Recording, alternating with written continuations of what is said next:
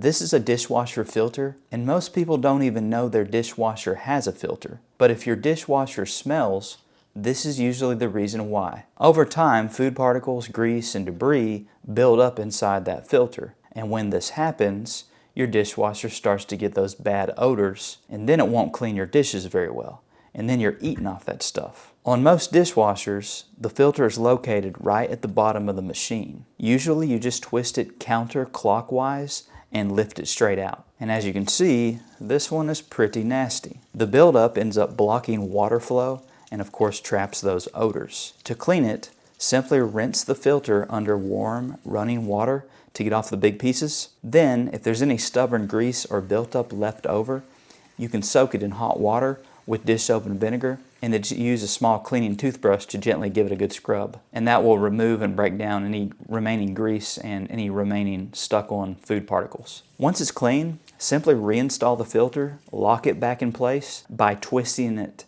clockwise in this case and lining up those black arrows. No need to over tighten it though, just twist it until it locks in place. In closing, I will say I recommend checking it at least every 1 to 3 months, and if it's dirty, give it a good clean. If you found this video helpful, give it a big Clean with Confidence thumbs up, and if you've ever wanted to know how to remove rust stains from your stainless steel appliances, click the video on the screen now, and I'll see you in the next one.